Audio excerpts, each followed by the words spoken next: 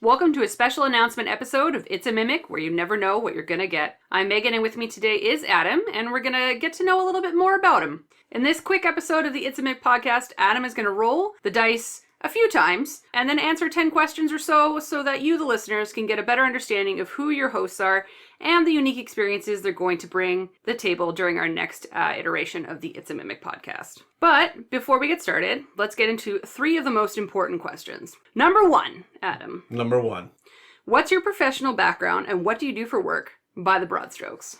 My professional background is a little bit of everything. I was an acting teacher for a long time, and not in a school or a university, but in like a private studio that did like afternoon and evening classes for people. But it was a passion project for me and a lifestyle choice for me, and it was something that I had to build a whole bunch of contract work and seasonal work and part-time work around it all the time. So I paid the bills by being a collection agent, doing renovations in a hotel, working in a haunted house. I worked for property insurance. I've been in IT, and now I work for an HVAC company as a head estimator. So I'm in charge for pricing all of the jobs. So I look at spreadsheets and blueprints and specifications all day, every day. So and I like that, because it is technical enough, but it doesn't require my creativity. I get to pour it into the podcast. So true enough. Question the second. What do you do with your spare time besides D&D and podcasting? Do you have any spare time other than D&D and podcasting? There's one other thing that has eaten my life for the last 7.5, almost 8 years. 8 years by the time this comes out. And that is, I maintained a very successful, I like to think, long distance relationship. Mm-hmm. And that requires tons of effort and is a huge time sink, because in order to truly communicate, you've got to spend hours on the phone where you can't also read a book or watch a movie or do anything else. You have to communicate, tell stories, have conversations, talk about opinions, share what you did that day. And I got to know my now wife very, very well. Mm-hmm. And it has eaten my entire life to the point where when she is in town or I'm over visiting her, we look at each other in the evenings and say, what do we do with ourselves now that we don't have to make a phone call, right? So, yeah. So we go to movies a lot. Mm-hmm. I see a lot of movies, and I go to the theater a lot. So yeah. That's probably the big thing that I do. It was very wonderful watching you guys get married. I think that anyone who's close to you in life, it was almost like putting like the cap on the pen, you know? It was just so satisfying. Thank you. I'm glad that it was. It was satisfying for me too. And hopefully everybody got somewhat as drunk as I did. So yeah, there was a little tipsiness happening. It was great. It was a good time. But question the third. What D&D class best represents your idea of your perfect self? That's a different one. Yeah, right? Like, not what are you, but like, what if you could be, what would you be? Yeah. Yeah, that one's a little different, hey? Yeah. By the time that this episode comes out, I will have listened to everybody else give this answer. But I'm recording it first. So I hope I'm inspired at this point. My perfect self would be a bard. Yeah, that makes sense for you. Yeah. And not the music side of it, although I would love to be more musical, but the storytelling, the like a lore bard, right? So I do. Well, you're a history buff. Yeah, and I like speaking, so I almost want to say wizard, but wizards learn the stuff, but bards apply it and share it with the world. Yeah. For the longest time when I was younger, I thought I was going to be a teacher. Yeah. So that's a bard, not a wizard. That's fair. I love that for you. All right, roll some dice, Adam. Let's ask you some more questions. All right. Are you going to track how many we're doing here? I will do my best. Okay. On the D20 table, I rolled an 18. What is the one corner of pop culture that you don't have an understanding of but wish you knew more about? Video games. Video games are so deep. There are so many amazing stories. There are so many unique ways of telling those stories through gameplay and mechanics. Yeah. And I would love to dive into all of that shit, but I do not have the time, and I am an obsessive personality about stuff. So if I did dive into it, that's the beginning of the end. Yeah, it's very similar to being like a movie buff when you have all that like cultural information in your head. Mm-hmm. You get to a point where you're either it's a part of your background, you know all of it, or it's just too much to sink your teeth into. At this point, what I like to do is watch or put on in the background. When I'm not editing while I'm working, I will put on in the background like story breakdowns of the latest Resident Evil game, or I know all the Mortal Kombat lore, and it's convoluted as fuck at this point. Yep. I used to do it with Final Fantasy games, but since they went MMO... You should try Kingdom Hearts and see what happens to your brain. Okay. I just want to see you try and map that shit out. Sure, okay. You're going to get a whiteboard and a corkboard with red string, and you're like, it still makes no sense to me. I just watched Mieka's sister play. I saw about 80% of it. Life is Strange. Oh, yeah. The latest one. Yep. That is a fucking wild soap opera as well. Like, I'm in it for the story, and honestly, Silent Hill is one of my favorite because I'm a horror buff. I just redid the Silent Hill 2 remake. Did you? I played it twice now. It's phenomenal. I recommend buying it if you have not, if you're a Silent Hill fan.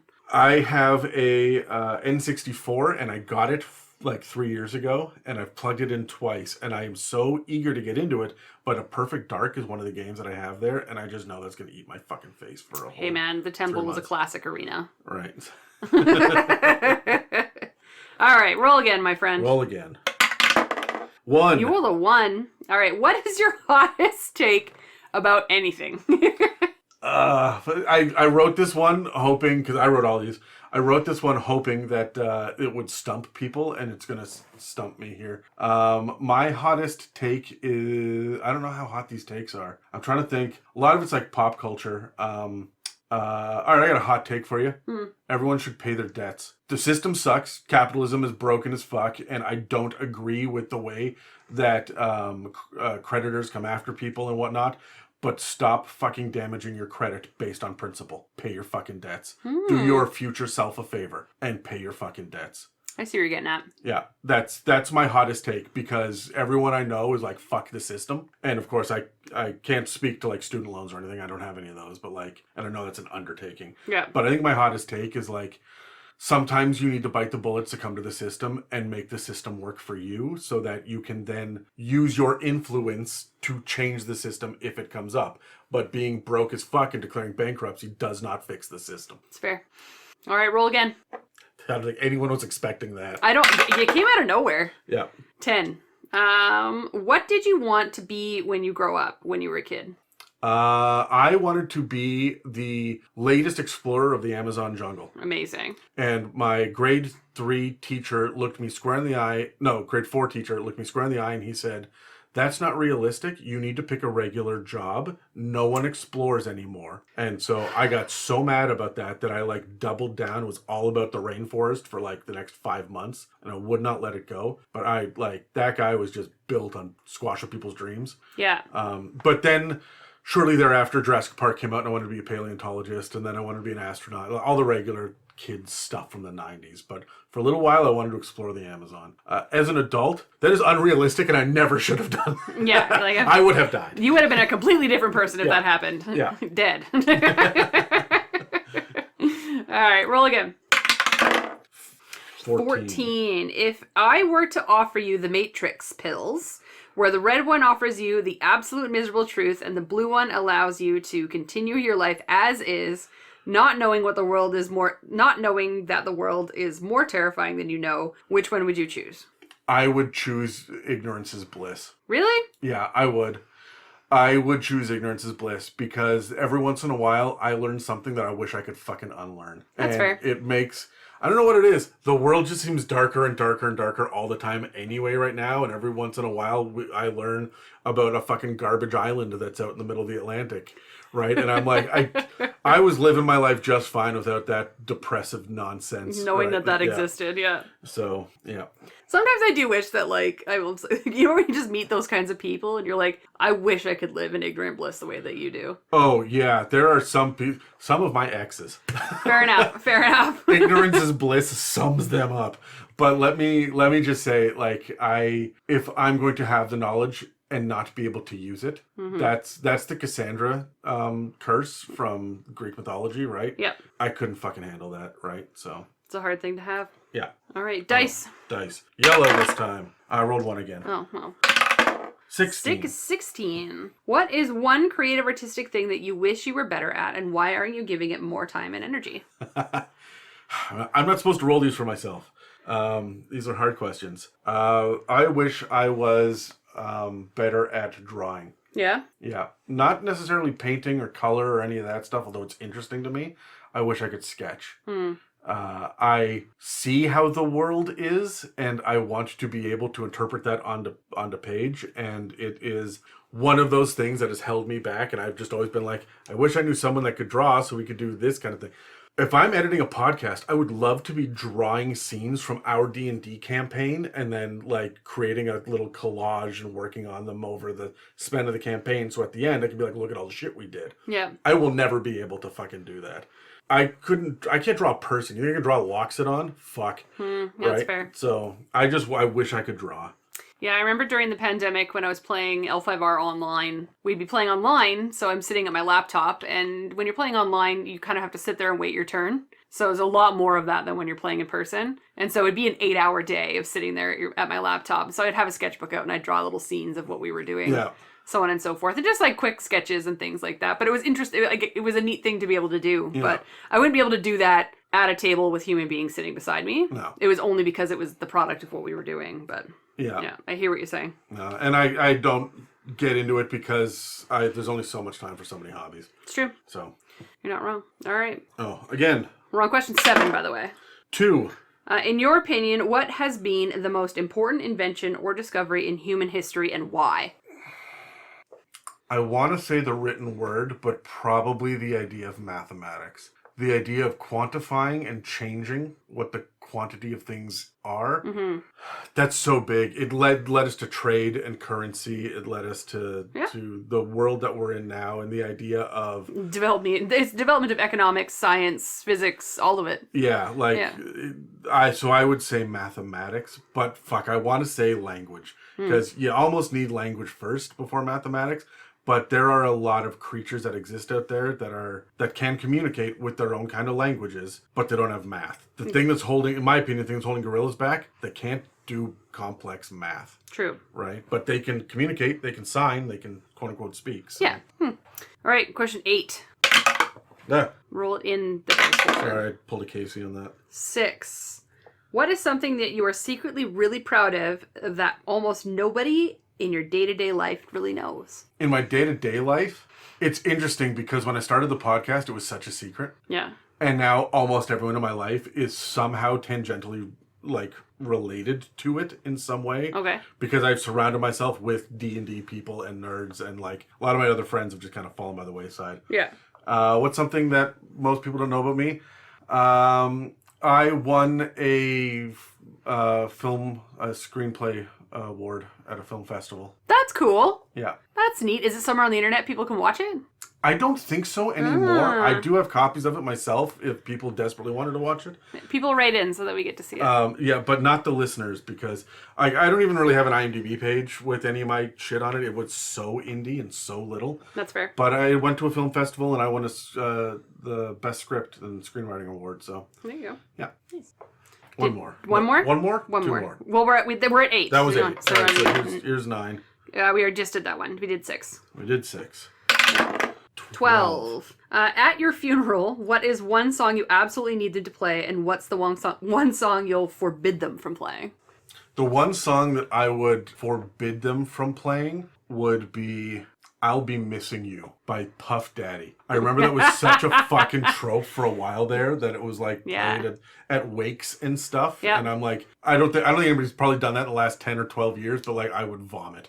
I would rise from the grave to vomit if somebody... It's like when people use those songs that that Babe I Want to Marry You songs for their proposals. It's like, get bent. So I'm sorry if this offends anyone listening, but to go off on a little tangent, for the people that propose at the ball drop at New Year's Eve in Times Square, and the girls all look so fucking surprised, are you fucking dumb? You've been standing in the cold and the rain for the last 6 hours, separated from everybody else with a very nervous boyfriend, right, or girlfriend or whoever, significant other, sitting there just hopping from one foot to the other. Don't worry about it. No, it'll be fine. And they're setting up cameras and shit around you, and this is a fucking known thing that happens. Why do you do... Anyway, why do it to yourself? Yeah, I hear you. All right. What song would you play, though? I would want them to play the theme song from the movie The Mission. Cute. I don't know what it is, but I'm going to say cute. Yeah, that whole fucking album, if it could play in the background of funeral proceedings. Yeah. Because it's so impactful, and it's not something that people recognize. But it's Ennio Morricone, who is one of the best modern composers, and I don't know, I fucking love that. It's one of the only records that I own, too, that have not, like, put up on the wall as decoration. Like, it is prized for me, so... Fair enough. Yeah. All right, Adam, roll the dice one last time for 11. We all have different levels of expertise in the kitchen. What is one specific cooking tip that you can give the listeners? So there are a lot of people out there that have an opinion about the difference between shepherd's pie and cottage pie, and there's like they're depending on the meat that's used and the ingredients and whatnot. But nobody fucks with these pies. Nobody decides I'm going to make a garlic version of, or a cheese version of, it's meat and potato and like starch and vegetables. Go fucking wild. Experiment with your fucking shepherd's pies, because I do that all the time. It's just gravy and shit. Right? And like I don't know. I do a lot of messing around with spices and stuff to put in it. Like there's just why are we not throwing spice into that as well? Have a spicy shepherd's pie. Like, because most of our friends are white. Well, there's that. My suggestion is these frozen. I don't recommend buying the frozen ones, but like the frozen ones you get, like any meal out of the frozen aisle that's just like a prepackaged, made for family of 4 for the... But I will consume this in 10 minutes. Right. Yeah. That should be the base, not the end of your cooking experience. Even so, like, you get frozen mac and cheese, frozen lasagna, and frozen... Fuck with it. Add shit to your lasagna. Add shit to your mac and cheese. Like, these things are the base. They're not the end of the conversation. And I think a lot of people see it as the end of the conversation. Even Lipton's chicken noodle soup, like, that is the beginning of the fucking story for me. We are going to get fucking wild with this. Doctor that shit. Yeah. So, and if it's terrible, that's okay. Throw it out and do another thing later. Right? Try it again later. Yeah. So, there we go. All right. One last question that everyone has to answer. Uh-oh. What's the most important piece of advice you have for D&D players? It doesn't matter if they're brand new or 50 years of experience, and it doesn't matter if they're a forever DM or a never DM. What do you want them to know? Whatever you've been doing up until this point is leaving you cold in some way. Whether it's not playing D&D and you want to play D&D, or you've been playing with an established group but you're kind of annoyed with them, or you've been doing a bunch of online stuff but it's not the exact kind of feel or vibe that you want. Whatever it is, not every table is meant for every player, and D&D is so welcoming if you can find the right people and the right table. And I'm going to say it's probably an 80% success rate, so if you hit a couple of bad tables in a row, that's an outlier, right? You need a lemon here or there, yeah. Yeah, expand your horizons. Play with other people. When someone says, hey, I'm going to do this thing online, do you want to come join? And that's kind of outside your comfort zone. Do it and see what you want to do. When your friend's teenage kid is like, hey, I'm going to start up my own little campaign, sit in on that shit. See what you can learn. You will be a better player in the long run, and you may just have more fun in new ways that you weren't expecting. I'm not saying throw out what you're doing, but find the things that are missing. You, Megan, play in multiple games across multiple systems to get multiple experiences. Yeah. Right. I don't know many people that do that have completely insular D&D or tabletop role-playing game communities that are separate from each other. Yeah. Your L5R group is very fucking different than your D&D group. Correct. Right? There is no crossover whatsoever. Yeah. And it's...